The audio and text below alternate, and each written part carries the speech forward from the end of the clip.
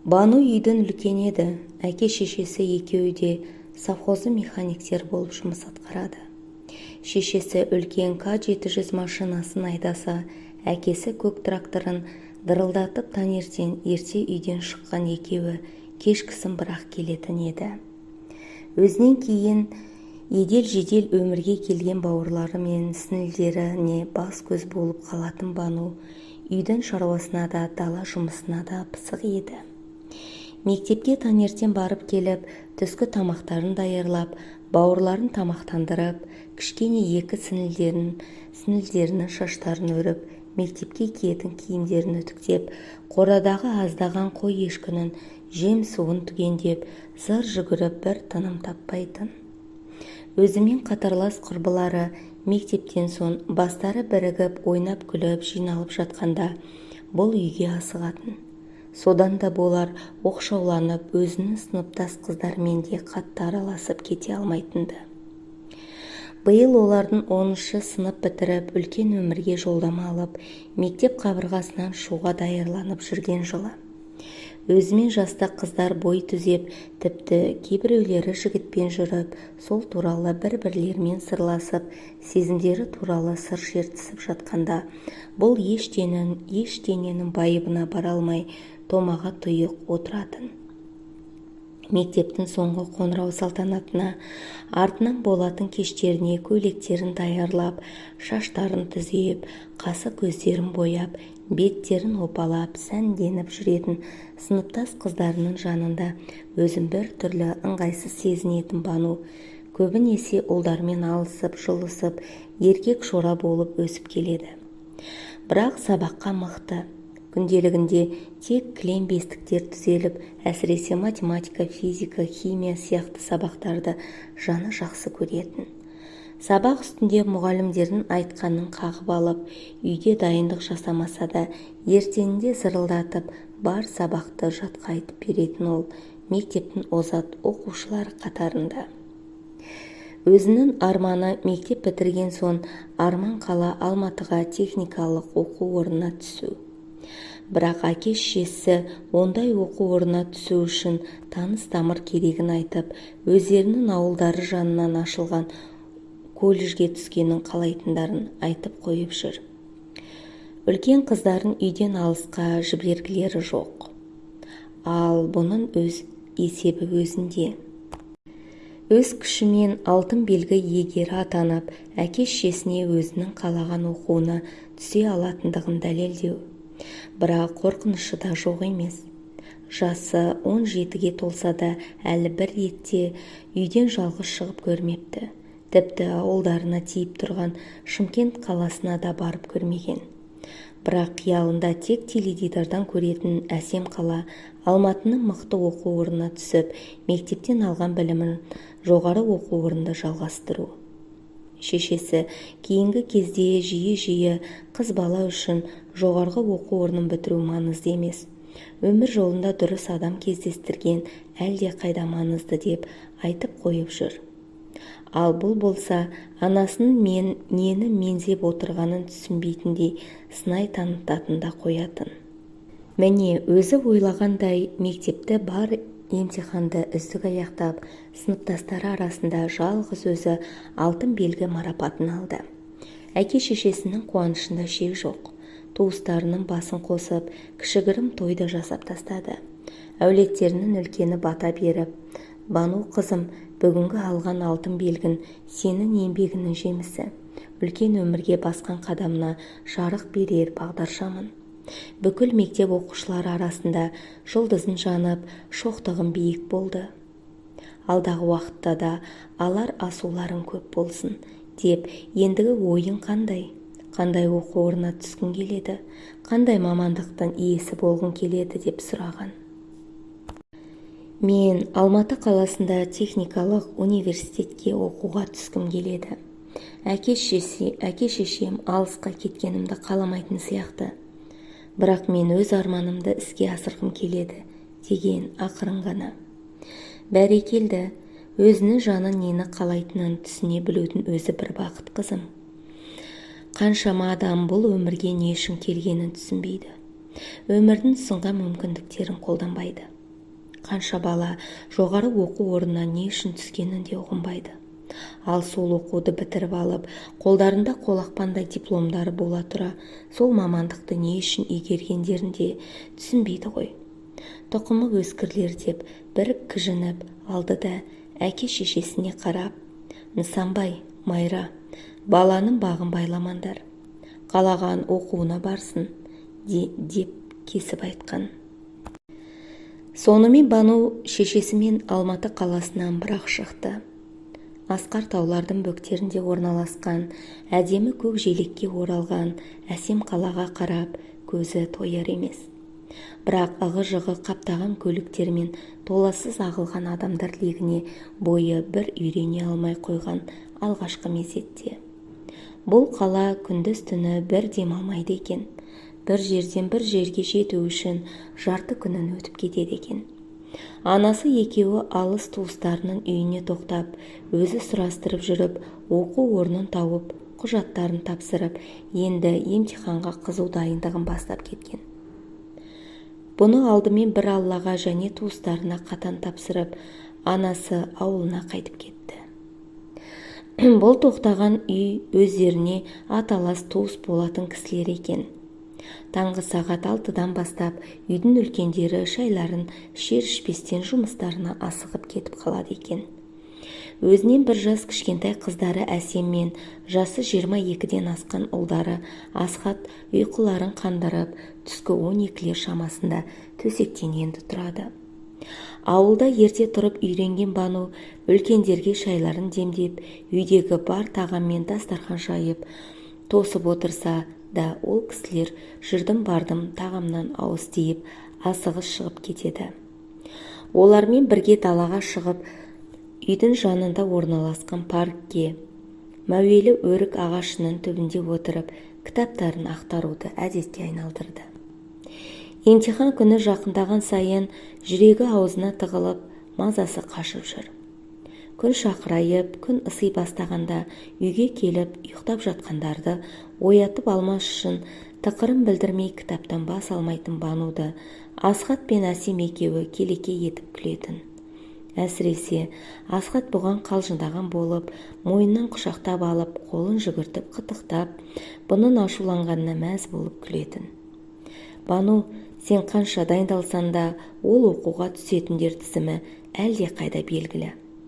Так что жан таласып оқымай-ақ қой, таныс көкем болмаса, ол оқудан күдерінді үзе бер деп қояды. Қалайша, бәрін дұрыс жауап бере алсам, қалайша олар мені қабылдамайды, деп батылдығымен де өзі де сары уайымға салынып жүр. Не де болса, емтихан тез болса екен деп ойлап қояды. Бұрындары өз үйінен 6 қадам басып көрмеген Бануға туыс болса да өзіне бөтен үйде жүру де ыңғайсыз. Бүгін университет кітапханасына келген. Кітапханада бүгін кісі көп екен.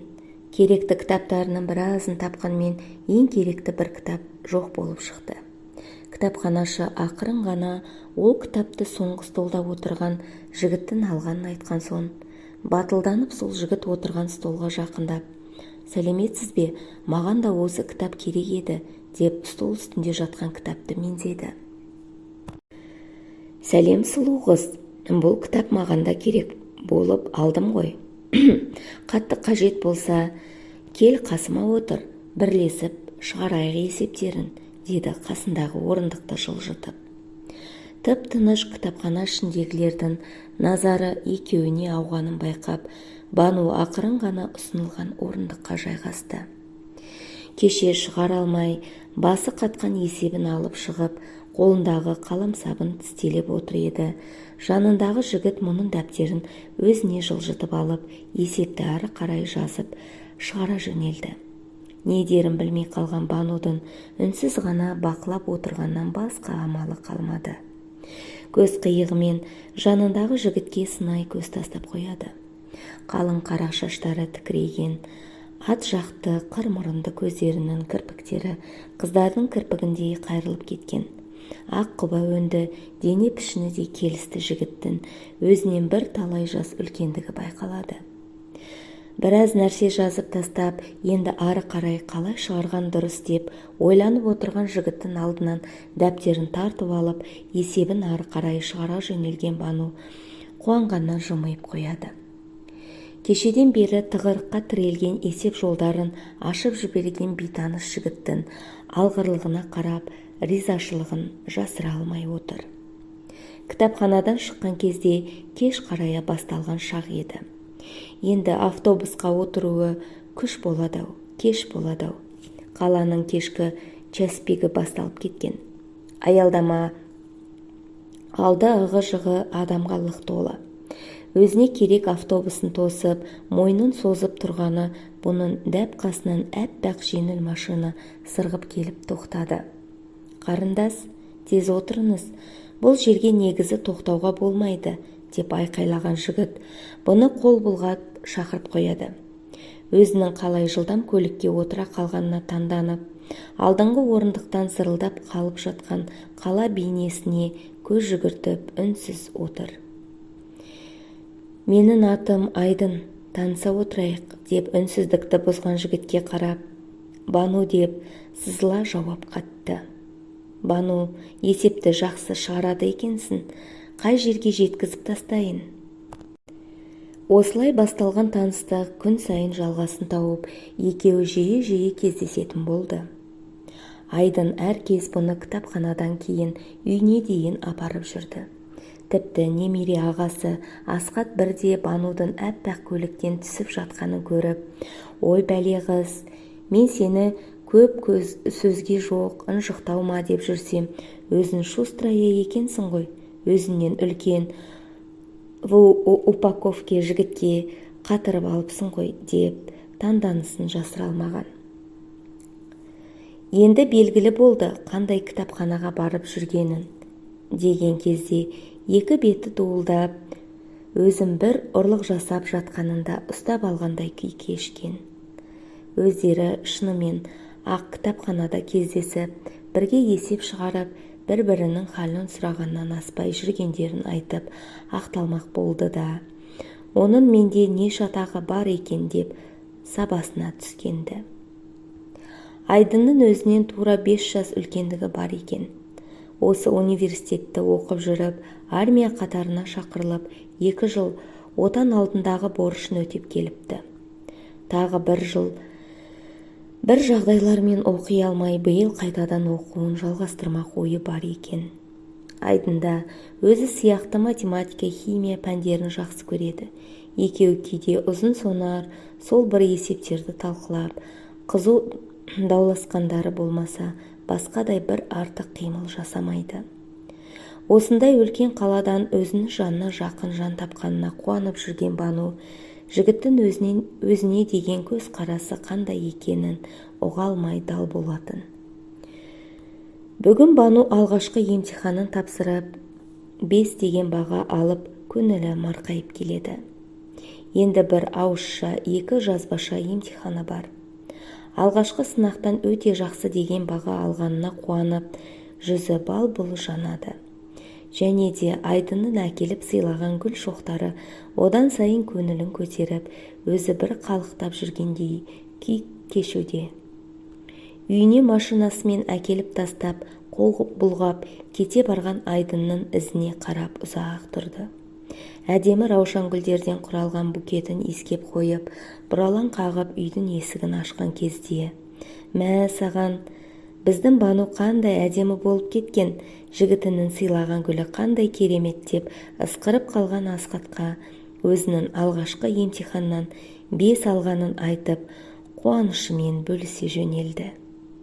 Бану екінші ауызша емтиханнан да 4 деген баға алып, бүгін жазбаша емтиханды да өз ойынша жақсы тапсырып шықты. Енді тек шығарма жазу қалды. Шыны керек, шығарма жазуды аса қатты ұната қоймайды. Сөз қоры көп емес, өз ойын әсерлеп жаза білу қолынан келмейді.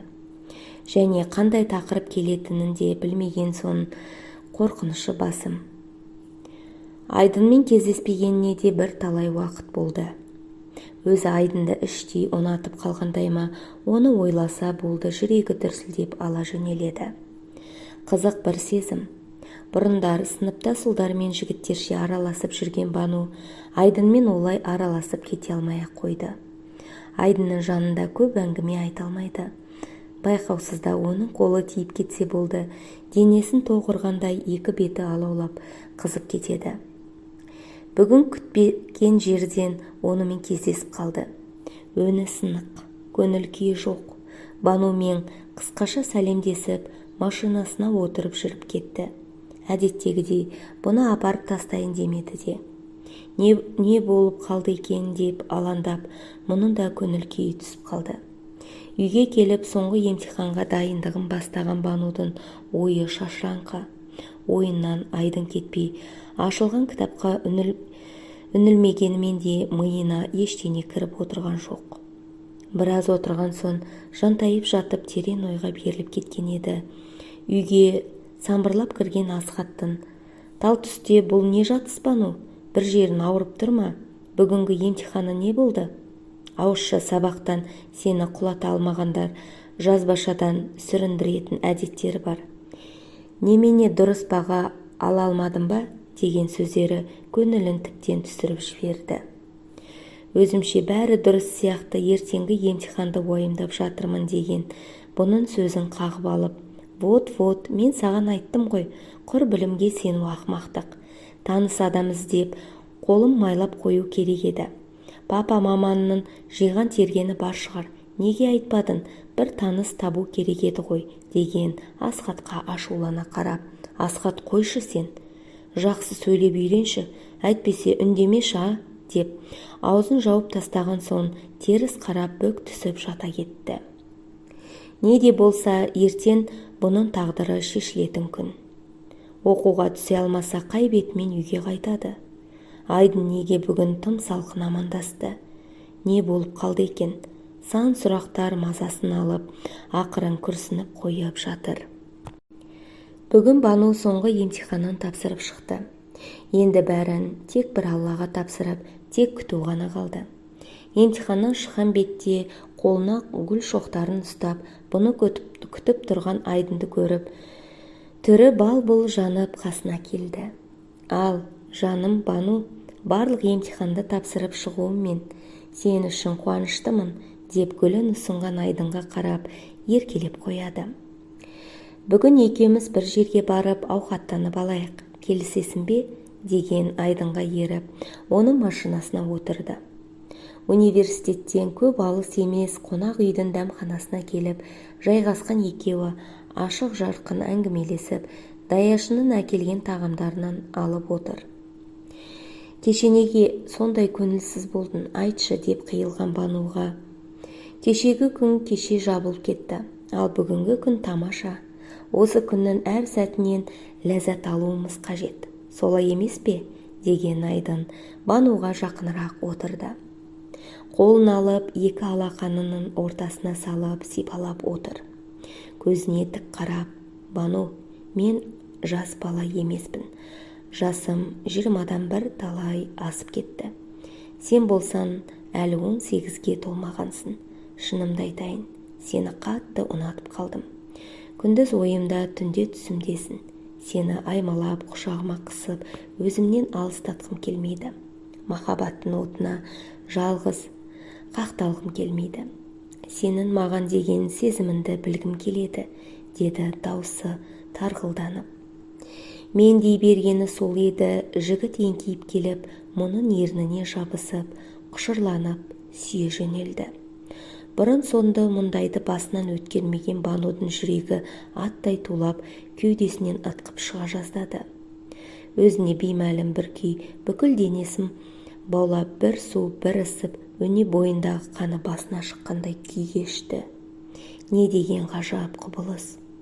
Жігіттің тілі өз тіліне тиіп, уылжыған ернін ақырын тістелеген кезде басы айналып кеткендей ме, өзіне белгісіз, бірақ жан дүниесі осы сезімді жоғалтқысы келмейтіндей бір күйге енген Бану жігіттің құшағында майшамдай еріп барады.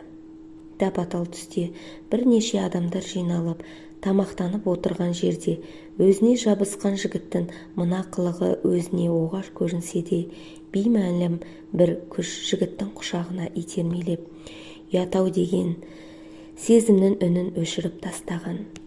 Ол күні екеуі кеш батқанға дейін бірге болды. Айдын машинаға отырған соң батылданып, оны сүйгенімен қоса Банудың ұятты жерлеріне қолын жүгіртіп, сипалай бастады. Екі беті дуылдап, ұят қысса да ерекше сезімді өшіргісі келмеген Бану үнсіз ғана жігіттің ыңғайына көніп отыр. Жігіттің қарулы қолдары көйлегінің етегінің астына кіріп, санына тиген кезде есін жиып алып, «Айдын, қойшы, мен ұяламын» деп жігіттің қолын итеріп, тіктеліп отырған Банудың өне бойы тоқ ұрғандай дірілдеп кеткен. «Мені үйге жеткізіп тасташы, тым кешіктім, үйдегілер алаңдап жатқан болар», деді алқынып. Айдын да тіктеліп отырып, машинаны оталдырды. Банудың үйге келгеннен сонда мазасы болмады. Айдынмен болған әр сәтті көз алдына келген кезде лықсып келген жылу леп денесін баурап алады. Бойында алаулап жанған махаббат жалыны бүкіл денесін ыстық ләззатқа бөлеген сияқты. Бүгінгі жазған шығармасына өз көңілі толмады. Бірақ ең болмағанда 3 деген баға алса болды. Оқуға түсу керек. Оқуға түспей қалса ше, ол туралы ойлағысы да келмейді. Көңілі алай-дүлей. Ертеңгі күнгі сағат 12-ні зорға болдырды. Әнекей, кешегі емтихан нәтижесі және биылғы оқуға түскендер тізімін әкеліп іліп жатыр. Қаумаласқан жастар арасынан зорға дегенде өтіп, тізімнен өз фамилиясын іздеп тапты. Кешегі емтиханнан 2 деген баға алыпты. Көзі бұлдырап кетті.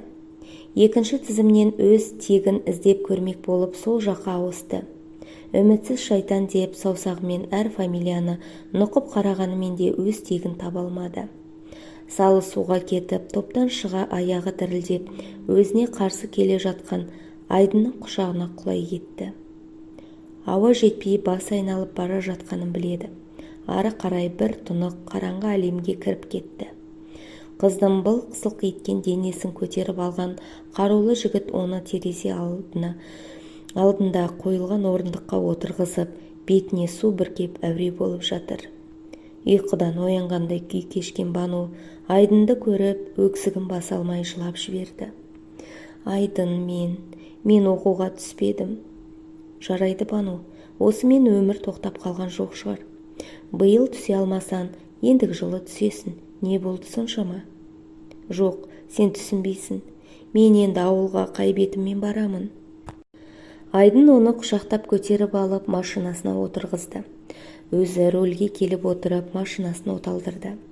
Артқы орындыққа жантая кеткен Бану қайда кетіп бара жатқандарын сұрамай, солқ түсіп, көз қиығымен қалықтап, қалып жатқан ағаштар мен ғимараттарға қарап үнсіз жатыр.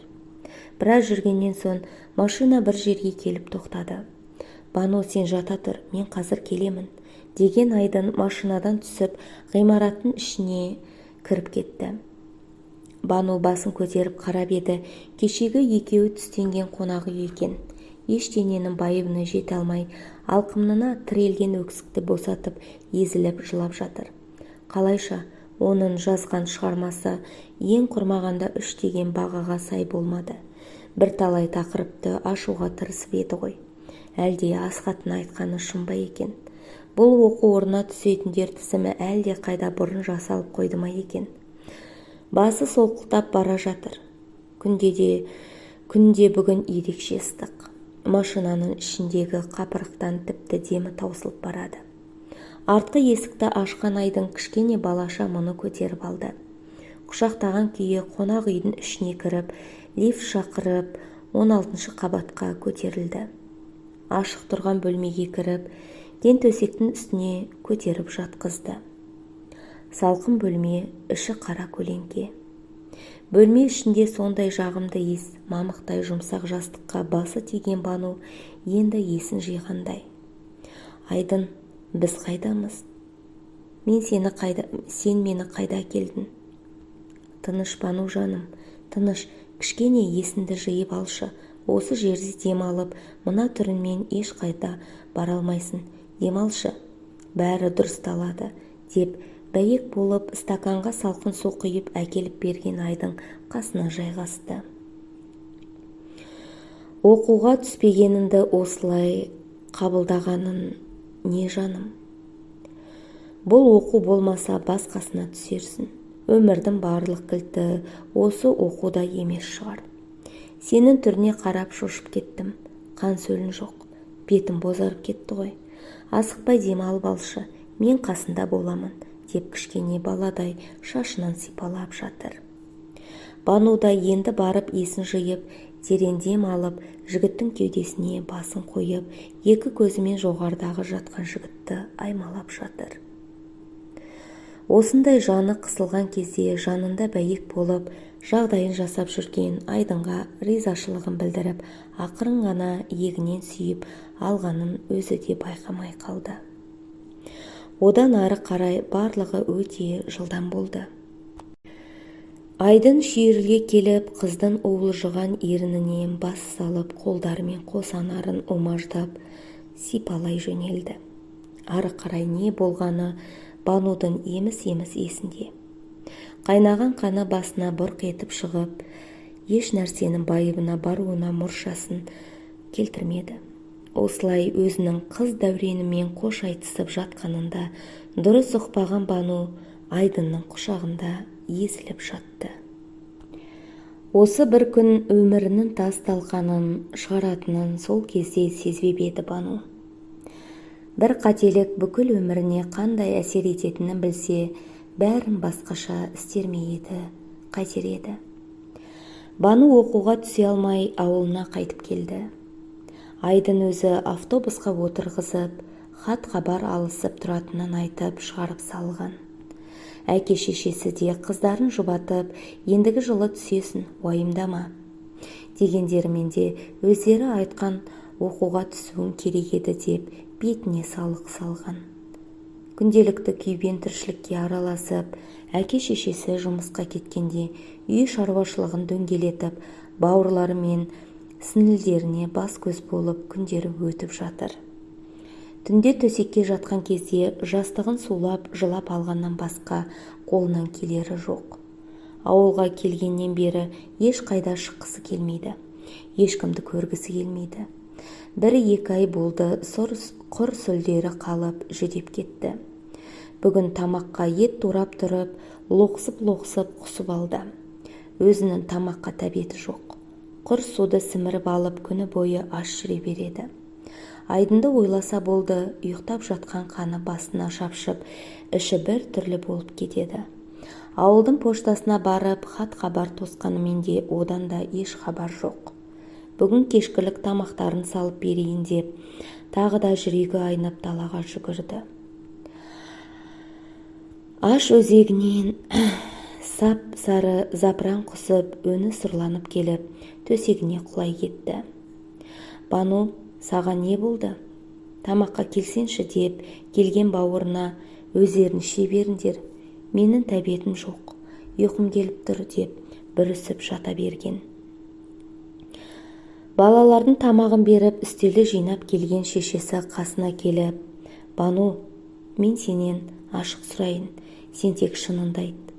Осы сен сорлы қыз сорлап қалған жоқсың ба? Маған шыныңды айтшы, жігітпен болдың ба? Ол кім? Деп дауысы қаталданып, мам, мен деп жылап жіберген қызын құшақтап, шешесінің де көзінен жасы ытқып шықты. Құдайым-ай, енді не істеймін? Сорлы қыз-ау, сорлап қалдым десенші. Анасымен болған сол әңгімеден соң 6 ай уақыт өтіп кетіпті.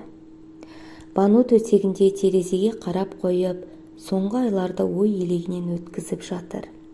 Шешесімен екеуі әкесіне ләм-дем демей Алматыға аттанды. Бану біраз қалада жұмыс жасайды дегенді сылтауратып, анасы бұны ертіп туыстарының үйіне келіп жеткен. Асхат пен Әсем екеуі қосарланып, Бану-ау, бұл сен бе? Не, ауылдарында тамақ жоқ па? Көзін шүңірейіп, құр сөлдерін қалыпты ғой деп бұны қағытып қояды. Банудың олармен шаруасы жоқ. Көзін жерден көтермеген күйі бүрісіп отыр. Ертеңде анасы екеуі өзі түсе алмаған университетке барып Айдынды іздеп көрді. Бұл бейбақ оның атынан басқа ештеңе білмейді екен. Содан оны таба алмай 2-3 күн сенделді. Анасы туыстарының көмегімен Бануды құрылыс компаниясына жұмыскер қылып орналастырып, таныстарын сала жүріп жатақханаға жайғастырды. Құжаттарын реттеп, жатақханаға тіркелімге қойып, ауруханаға есепке алғызды. Бану бір ұйқыда жүргендей күй кешкен. Осының бәрі өзінің басынан өтіп жатпағанда еді. Анасының қасында көзін жерден ала алмай, шешесіне тік қарауға тайсалып, ұят қысқаннан бүкірейіп меңіреу адамдай еріп жүрген. Бір жұмадай қасында болған анасы: «Қызым, басына сенің оңай іс түспеді. Бірақ бәріне өзің кінәлісің. Сондықтан енді үнсіз ғана тағдырдың тәлкегіне көнесің. Басқа амалың жоқ. Менің де кінәм жоқ емес. Үкіметтің жұмысы деп сені көзден таса еткен екенмін. Ең бастысы, абыройында айран қылмауды миына құймаппын. Енді өкінгеннен не пайда? Беліңді бекем бу, ертеңнен бастап сылақшылыққа үйренесің. Еңбек ақынды дұрыс, үнемді ұстап үйрен. Енді сен жалғыз емессің. Ішіндегі сәбиге сен жауаптысың. Көре жарығы болса, өмірге келіп жатса, әкене жұмсартып өзім жеткізермін. Сонан соң көмекке қол созармыз. Ал әзірге тек өзіне сен. Жұмысқа ден қой. Дұрыс істе, өз денсаулығыңды өзің күт. Бір Алла саған жар болсын, деп бетінен сүйіп, ана оңбағанды іздеп уақытыңды алма. Ол адам сенің өмірінде болмаған. Сол күн сенің өмірінде болмағандай, тек өзіне сеніп, алдағы күтіп тұрған қиындықтарды өзін реттейтін бол, деп көзінің жасын бір сығып алып, ауылына аттанып кеткен.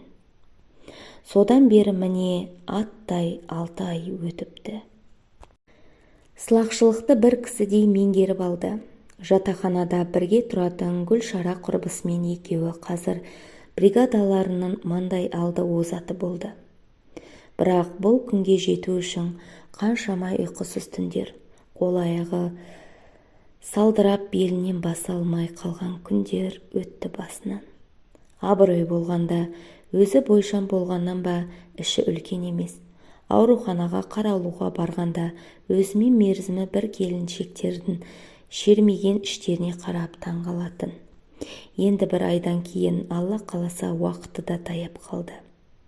Ол бір белгісіз дүние өзі үшін осы уақытта бір-ақ рет 2 күнге келіп кеткен анасының айтуымен тапқан ақшасын жинап, даярланып ақ жүр. Бану жан-жағына таңдана қарап, әркімнің айтқанына жанымен сенетін, аңғал, аңқау жас өспірімнен бар дүниеге есеппен қарайтын, бірінші өлшеп барлап, сонынан ғана қимылдайтын әккі бойжеткенге айналды. Аққұба өнді, шырайлы жанарлы, бет әлпетінде бір мін жоқ сұлу бойжеткенге сөз салған жігіттер қатары аз болмады. Бірақ Бану еркек атаулыдан бойын аулақ алып келеді. Мұның аяғының ауыр екенін білмей өлердегі сөздерін айтқан жігіттер қазір кездестіріп қалса, көздерін жерден алмай, мұны көрмегендей кейіп танытады. Сыртынан пыш-пыштаған әңгімелерге де бойы үйреніп кеткен. Гүлшара құрбысы қоймай қойған соң екеуі Айдынды іздеп тапқанда. Оның сол кездің өзінде ақ әп-әдемі келіншегі және 1,5 жастағы кішкентай қызы бар үйлі баранды еркек екеніне көзін жеткізіп, жүрегінің түбіндегі маздаған махаббат жалынын бір жолата тұншықтырып өшірген. Өмірде көп нәрсенің алдамшы болатынына көзі жетіп налыған. Ендігі жұмыс жасай алмайтын болған соң жатақханадан шығып, Алматының шеткі жағында орналасқан кішкене ауылдан орыстың шалы мен кемпірі жалға беріп отырған жер төлеге көшіп кіріп алды. Гүлшара құрбысы көшірісіп, біраз қасында болып, бетінен қайта-қайта сүйіп, жатақханасына қайтты. Қуықтай екі бөлмелі жер төленің іші сыртын сылап, ыдыс аяғын, көрпе жастықтарын жуып, қуыршақтың үйінде етіп жинастырып алды. Деда Гриша мен баба Таня екеуі бұған риза болып, бақшаларынан біраз көкеністер әкеліп беріп, «Доча, ты не стесняйся, что нужно, спрашивай», деп пештің қалай жағатынын көрсетіп кетті. Бану айы күні жетіп, дүниеге Әсем деген қыз әкелді. Гүлшара құрбысы қолында бір бума шарлары бар келіп, перзентханадан шығарып алып, өзі тұрып жатқан жер төлесіне таксимен әкеліп тастады. Орыс ата, апасы әлдері келгендерінше дастархан жасап, картоп пен етті қуырып, өздерінше ыстық тамақта жасап қойыпты. Балалары жатқан ескі колясканы жуып шайып, ішіне көрпе төсеп, балаға төсекте дайырлапты. Әсемі бір айға тақап қалғанда әке-шешесі келді артынан тартынып. Әкесін көрмегеніне талай уақыт болған Бану жатырқап қарап тұр еді.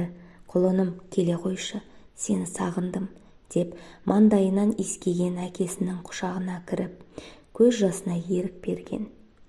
Әке-шешесі Әсемді қырқынан шығарып алып келген азын аулақ дүниелермен үйдің ішін жайнатып, баланың аст үстіне түсіп әбігер болғанына қарап, Банудың көңіл күйі көтеріліп қалды. Ауылдан бір қойдың етін көтеріп келген екеуі қыздарын сорпалап, орыс ата-апаларын қонақ етіп, сый-сияпаттарын жасап, кішкене үйдің іші думанға толды. Бір жұма болып үйлеріне қайтқан кезде Бану қайтадан балалық шаққа барып келгендей әсер алып, талайға дейін әке-шешесі кіріп келетіндей болып жүрді. Қызы қатты мазасыз емес, еміп алып ұйықтап жатады. Жаялықтарын жуып шайып, үйдің ішін күнде жылан жалағанда етіп жинақтап, бір мезгіл баба Таняға қызын қалдырып, үйлерінің жанындағы асхананың полын жууға да жұмысқа кіріп алды. Өзінің жинаған ақшасына тапқан таянғанын қосып, үнемдеп ұстап, елден кем емес тұрмысы. Осылай Әсемі де жасқа толатында болып қалды.